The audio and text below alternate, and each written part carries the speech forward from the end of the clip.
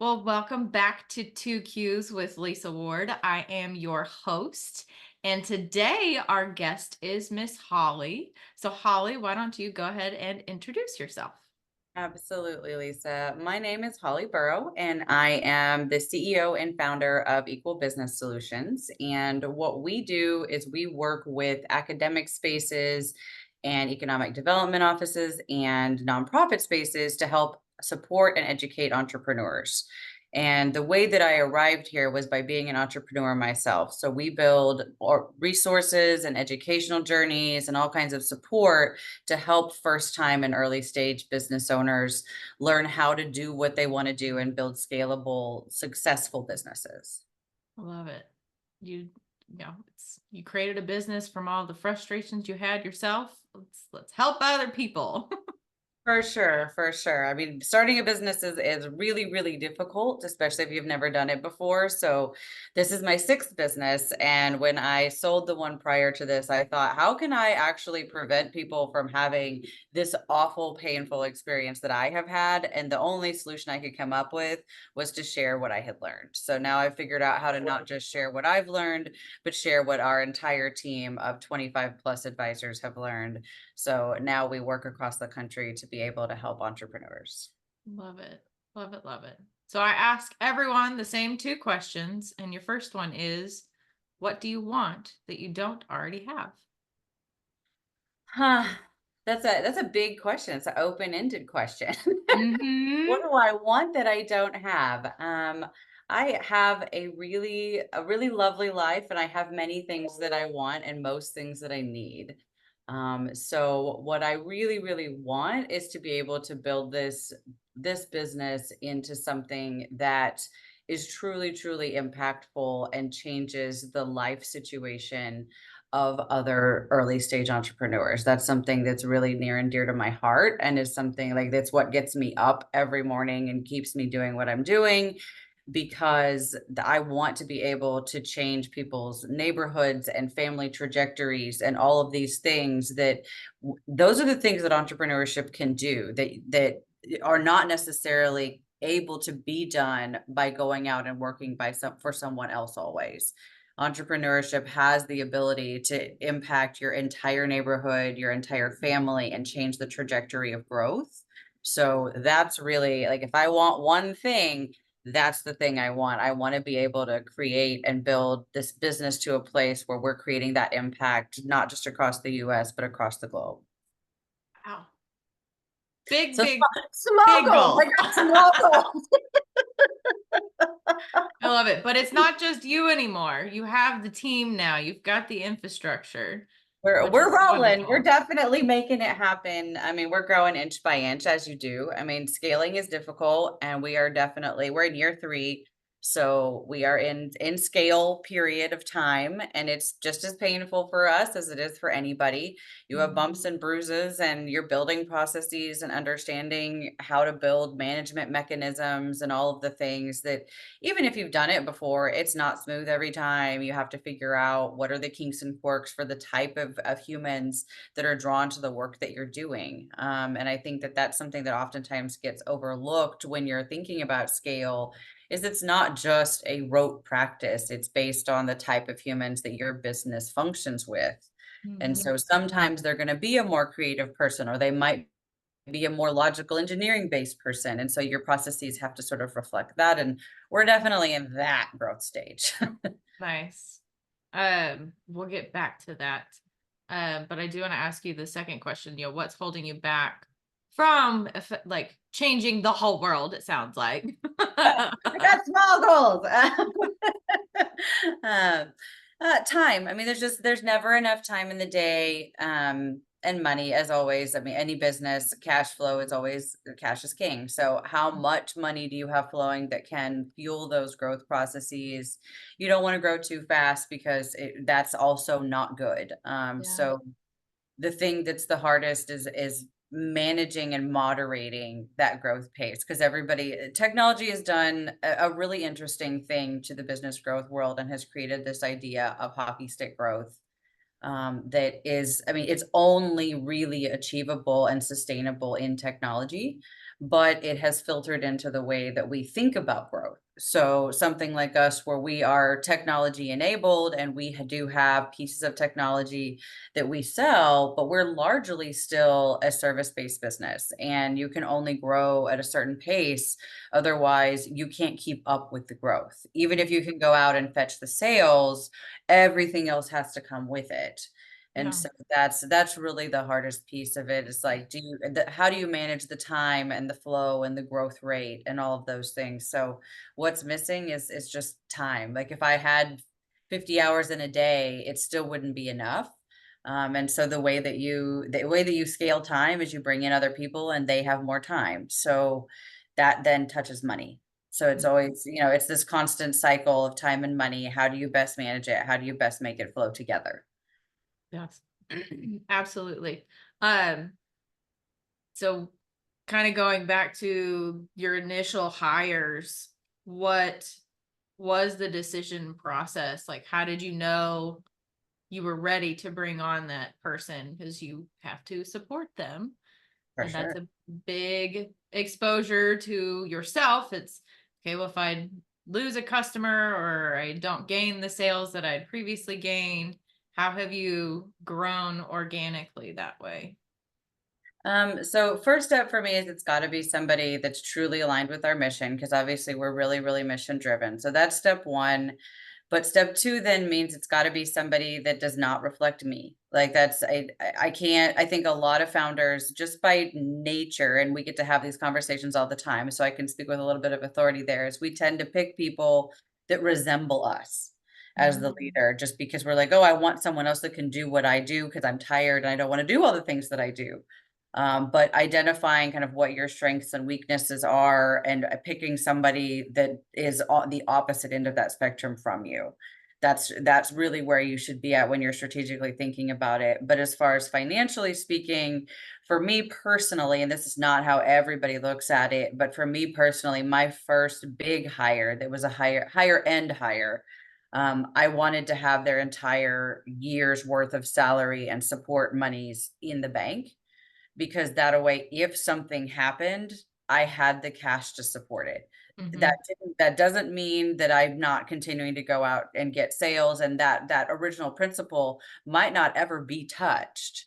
But for me personally, because I'm agreeing to take on that safety net for their livelihood, for me, it meant that human, and that's not going to be repeated at every single hire. That's really, for me, Right. that's just the way I approach the first one and always have, is like that first important crucial person. I'm promising they're going to give me everything they've got, because that's the way small business works. If you're the right hand man, if you're the second in command, like you give everything. So that's like, if I'm asking for that, I don't want there to ever be one moment where they're worried, am I going to get paid next month, is my insurance card going to work, and I don't want there to be one single thought or worry about that sort of stuff. It's my job to make sure that that's safe and secure.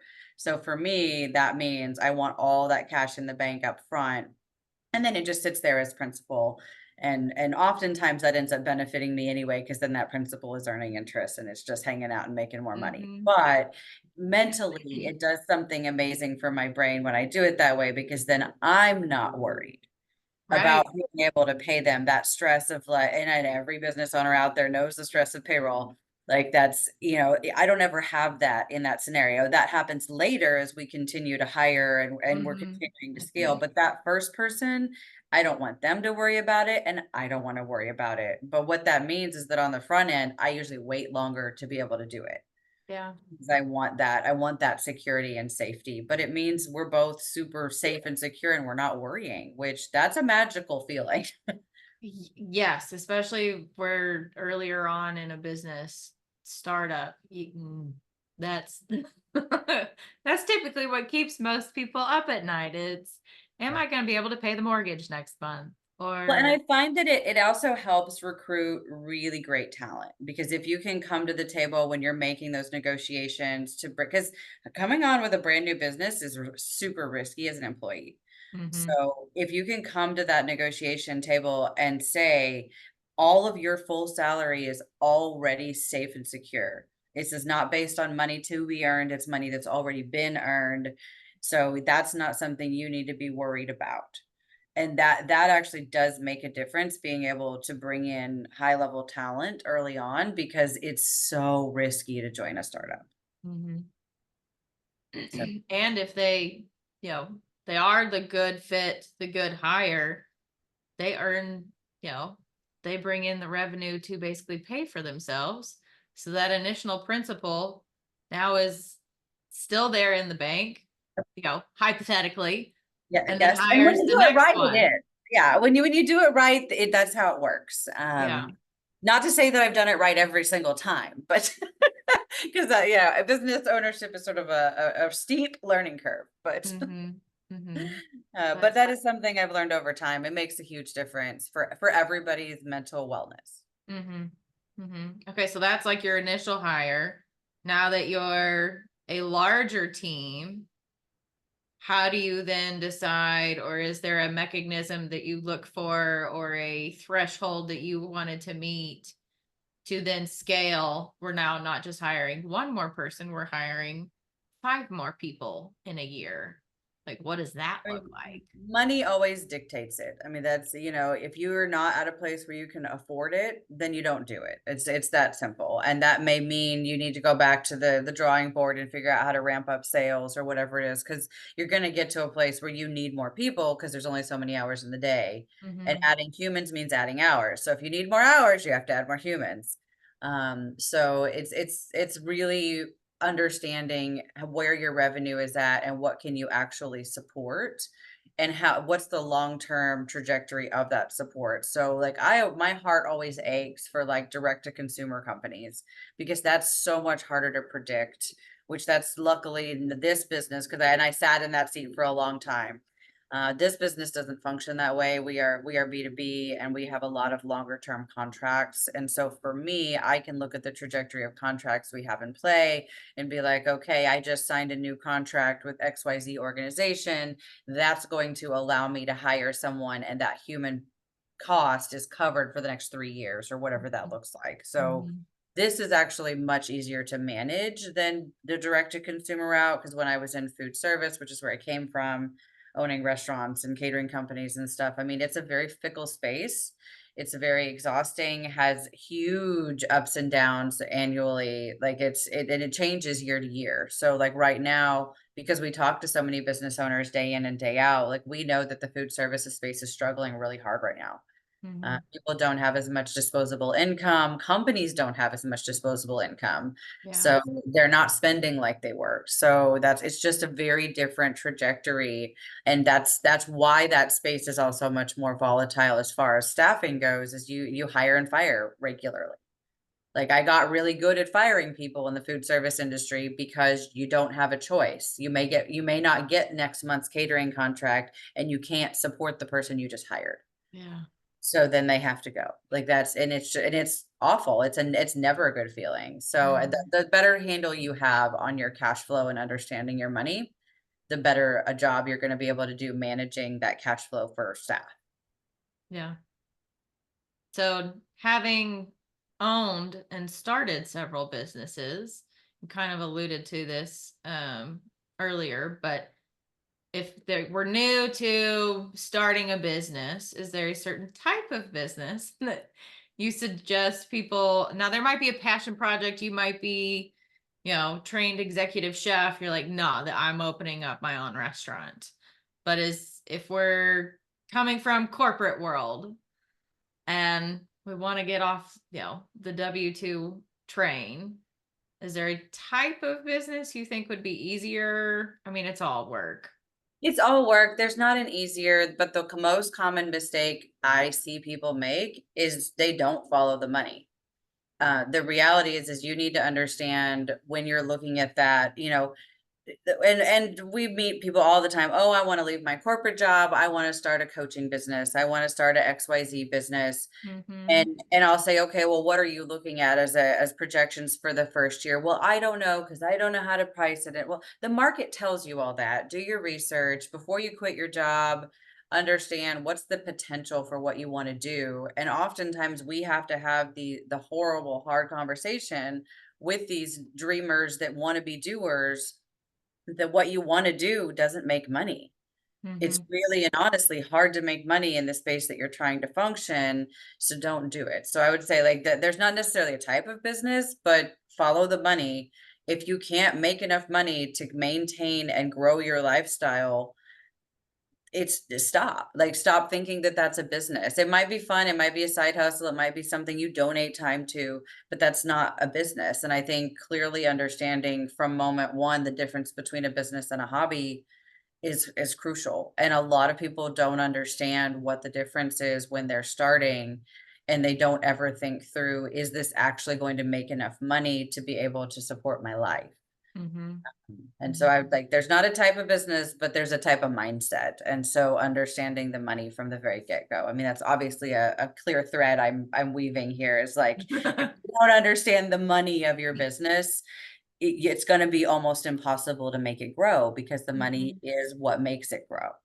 Oh, absolutely. And I see that time and time again. We're good at the service, whatever that is, but we Mhm. don't have a finance background or an accounting background. And it's a completely new language. Like taxes as a business owner, oh my Lord.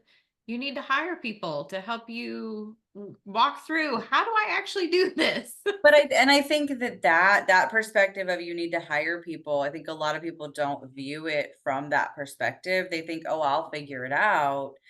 Which in reality, more experienced business owners, 100% of the time when you're starting a business, you're like, what are the first 5 to 10 contractors that I'm bringing in to do the things like bookkeeping or taxes or things that are not my wheelhouse? I'll be the first one to tell you, I'm a horrible bookkeeper. My bookkeeper hates me because I never send stuff in. I'm always having to be chased down. This is not my jam. I mean, but I'm the Mhm. first one to tell you that that's the thing that matters. Mhm. So for me, like that's the first expense I filtered in is like I know, and I've made that mistake before of being like, oh well, I can handle it.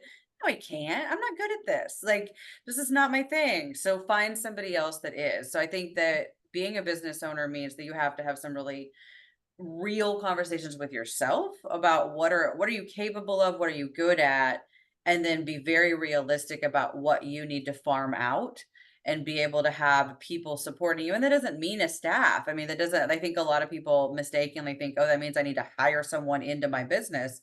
Mhm. No, there are plenty of people that are service providers at a much smaller scale, but having that honest conversation with yourself up front, okay, this is not my thing, and if you're a direct to consumer and you don't actually like doing social media and marketing things, you're in trouble. If you Yeah. haven't thought through, okay, I need to have somebody else manage this and build this and I need a budget for this, but it happens constantly. Like I Mhm. meet people all the time and they're like, "Oh, I'm starting a coaching business." Well, what are you doing to bring in customers? Well, I'm not. Well, then how are you going to pay your bills? Like, it's there's just sort of this weird short circuit because they're really passionate about providing the service, but they haven't thought through the other aspects of what does it take to build the business. So, Mhm. I think just having that very honest conversation with yourself, like, what am I a rock star at?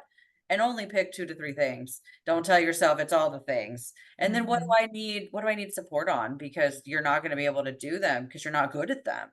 You might Yeah. be able to, struggle along in the very beginning and figure out how like, exactly what type of help you need, but don't tell yourself you're not gonna need help because 'cause you're gonna need help. Yeah. Yeah. Well, and if you haven't, especially if you're coming from the corporate world, depending on how long your career has been, you're aware of different departments. So you hopefully understand that, okay, now you wear all of those hats. But if you're, say college student, fresh out of school, very little work experience, you Yeah. might not be aware that there's an accounting department, there's a legal department, there's marketing. Or you may not You don't actually know what you don't know, yeah, which you is may not also understand the scary. gravity behind it. It's like everybody knows there's HR, but I don't know that everybody deeply understands what all those processes look like. So that's Mm, one of those like, yes, we farm out our HR because I'm not going to do that part. I don't have the capacity for it. So I mhm, think understanding kind of and some CEOs do for a long time. So it just depends kind of what your strengths are, what's your background, what's your knowledge base, and what do you need to farm out to build the best business. And everybody that's a founder isn't a CEO. Yeah. And I think that that's a true distinction that we sometimes have to help people figure out is you might have had the initial, aha, I see an opportunity, let's go chase the money. But that doesn't mean that you're the human that has the skill set to build the growing business. Yep. And that's a really fiercely hard conversation to have with yourself because it feels like you're giving away your baby. But ultimately, you're really, it's like sending your really intelligent kid to private school and being like, okay, I'm not the one that's going to be able to help you. So I'm going to get you the best help you need. Mm, So I think that's how I look at it is not every founder is a CEO. And so making that distinction and understanding what are you best at, it might not be being the leader of the company. It may not be who you are. mm-hmm. Mm-hmm. Yeah. Woo! That's a humbling conversation to have with yourself. It is. And a lot of times it's like what got you here won't get you there. Like I may get to a point in the next 2 to 3 years where I'm no longer the capable human. I need to bring in somebody that has a more experience scaling at a larger level. Mm-hmm. Just the reality. What got us here might not get us there. And if I really want to get us there, what do I have to do to make it happen? Yeah. Yeah. But having the foresight that that's okay. Yeah, it doesn't mean anything less, just means that it's the reality of what are you actually driving towards and what does it take to get there? Mm-hmm. Mm-hmm. And sometimes, I mean, that's basically the same two questions that I ask everybody. But if we don't know where we want to be, like if it's not a clear set in stone, and sometimes with businesses that changes within Oh, the first few years, it's okay. What I initially thought we were going to do doesn't work, but we discovered we're really good at this. for sure. Well, and I think that's normal, and that ability to like pivot and shift into that, which I mean, by all means, we have. I mean, where we started, I definitely like if you'd have told me 3 years ago I was going to say something like I want international coverage of what that would have made me weep with overwhelm. Like but that's not where we're at now because we've just sort of embraced the things that are functioning and learned Hmm. how to scale them. And we've certainly along the journey shed things as well. Like there were things that we were doing in the beginning that I thought, and trust me, I thought they were amazing. Every business owner does, and they weren't. They were not things that people really wanted to pay for. They were not services that people had value in. So we shed them and moved on to things that people said, yes, we do want that. So Hmm. Was there a timeline that you were like, okay, let's give it a try? If it doesn't work, okay, let's try something else. What? fail fast is the best thing the best thing I've learned about business is fail fast. Like if you and we launched a product, I guess a year and a half ago that I mean, I really thought this is gonna be it. This is my magic golden ticket. This is gonna be amazing. I've never swam so hard upstream in my life, but we only swam for 9 months. At the end of 9 months, I was like, okay, we're crushing it. No more. We're done. No more talking about it. It doesn't exist. We're retiring the folders. We're done. Like it would fail fast. Figure out if something sells, and if you can't move it fast enough, don't stay married to it. Yeah. If your customer base is telling you no, the answer is no. Hmm. Can't make them. That's not how it works. And we've had some really beautiful product market fit with some of the stuff that we do. And the difference is, I mean, it's staggering. When you have product market fit, you walk in the door, you say, I do ABC, and the whole room is like, sell me ABC. Like it's that it really is that clean. Yeah. When you do not have product market fit, you walk in the door and you're like, I sell ABC. And they're like, huh, can I get a cocktail? Like, there's no like, they don't it is that staggeringly different, but until you've experienced the difference, you don't Hmm. know. Like, you don't know how that feels. So, I wish for every business owner out there, like, at least one opportunity to feel it in juxtaposition because you'll never chase the dead rug again. Like, because 'cause you're Yeah. just walking around carrying this heavy rug that nobody wants, and you're trying to sell it to somebody, and everybody's like, "Oh, we're not interested." But when you have the thing they want, you can't make it happen fast enough. Yeah. It's a magical feeling, and that juxtaposition, it changes how you look at business because you know when things are working. But until you have that feeling, that experience of knowing what that journey looks like, it's hard to tell. Because you're like, Mhm. well, some people say it's great. People tell me my product is amazing. Well, but if nobody's buying it, you don't have a customer base. Mhm. And I think that's a really hard reality as a business owner to face, fail fast. Yeah, it's still that humbling conversation we get to have with ourselves. Like, am I still a good employee for my business? Uh-huh. Yeah, no, entrepreneurship is not for the faint of heart. Like it's just it's you constantly having very real, very hard conversations both with yourself and with your team. It's not for the faint of heart, but it's also doubly rewarding on the other side when it works. So, Mhm. Mhm. Yeah, I wanted to go back to the doubly rewarding, like making an impact in your community. I was chatting with somebody yesterday about this.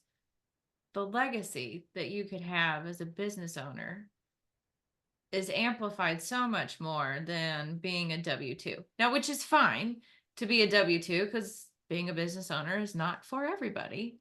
correct. Yeah. Um, was there any aha moment or any like piece of advice that you've seen with the folks that you've worked with over the last several years that you would scream to the rooftops like this is what you need to know before you start a business besides what you've already said today? The and I repeat this regularly, like when we're working with business owners, is like, are you actually in it to win it? Like, as a business owner, I've done crazy things to keep my business going. I've sold my car. I've emptied bank accounts. I've done crazy things because I could see and understand the upside down the road.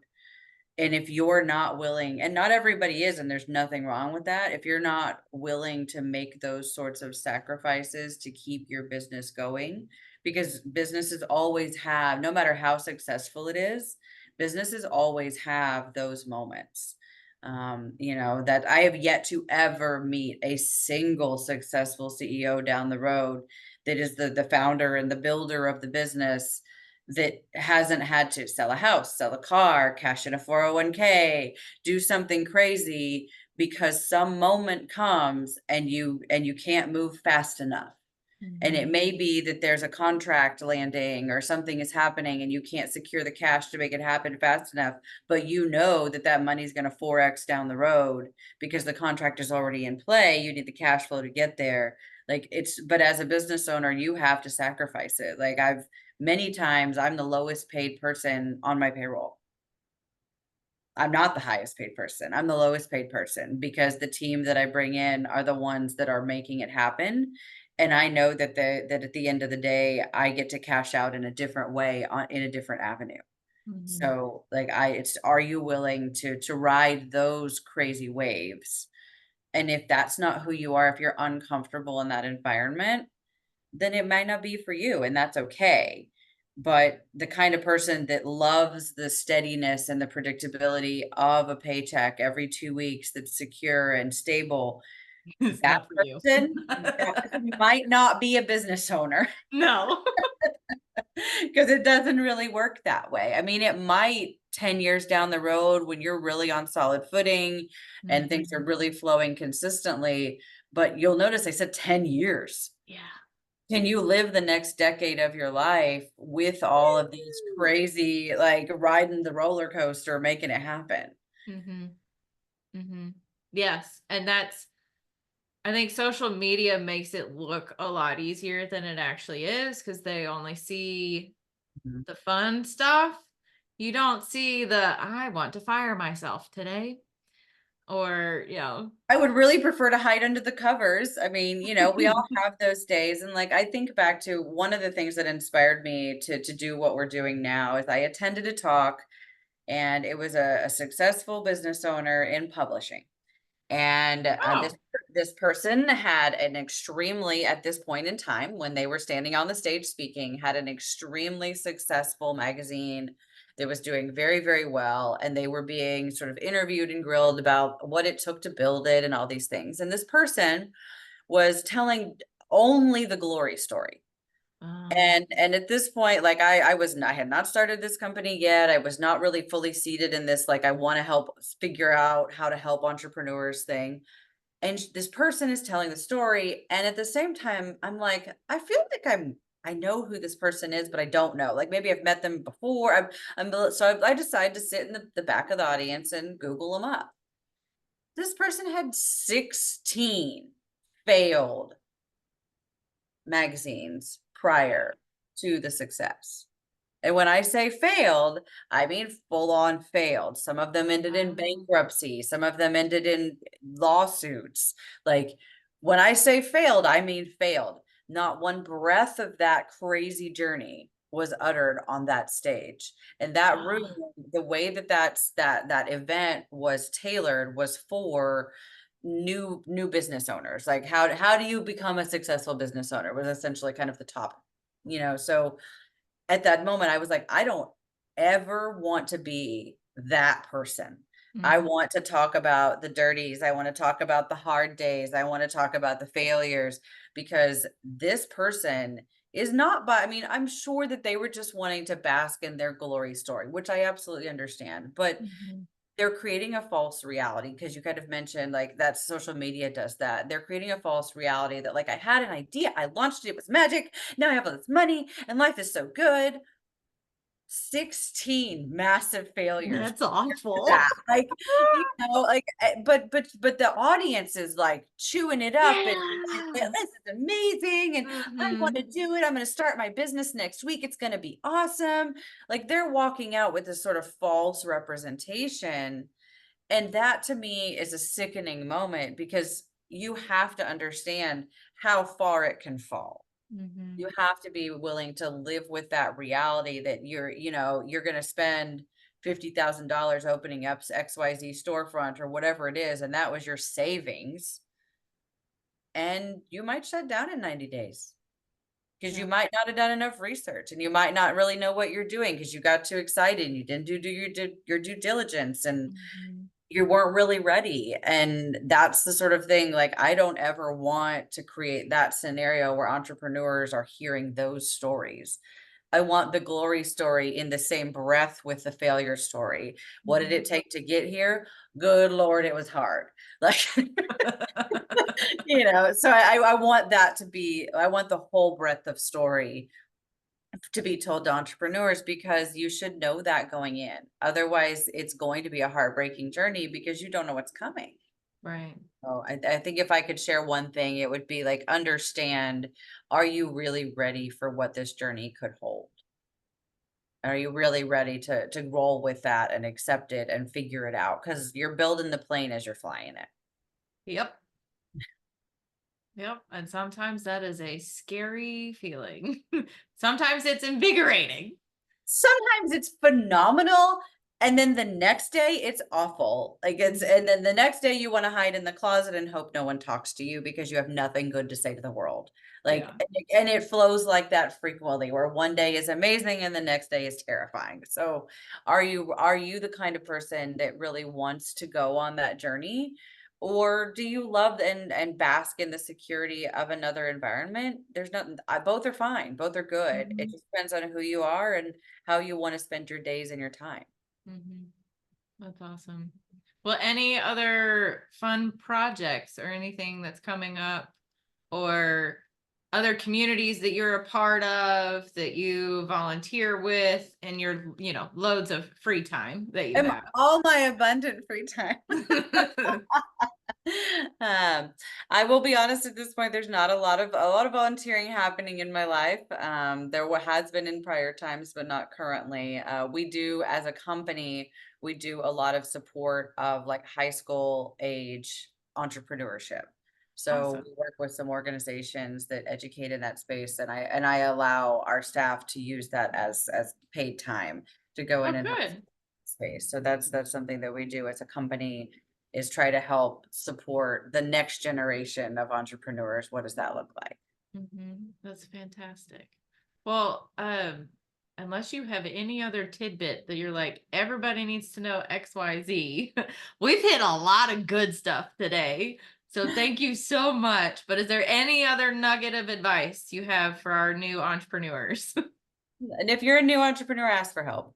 That's my Yeah. only nugget. Like, don't be afraid to ask for help. Nobody actually knows what they're doing. I don't care how experienced they are. They don't know what they're doing. They're winging it. So when you need help, don't feel like you're not supposed to ask. Ask for help. Yeah. Yeah. And I think women are probably more prideful than our male counterparts when it comes to asking for help. Yes, the help is not, it's not a point of weakness. And the most beautiful experience I've had is when I shed that fear of asking. And there are so many people in the entrepreneurship space.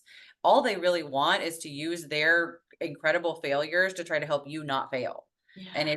it's the coolest thing. It's the most heartwarming thing. People will give abundantly in that space and just, no, please don't do that, let me tell you how, let me give you all the things I've learned because I don't want you to suffer the same sufferings. So Yeah. I think just ask for help, engage in the community, the help is there.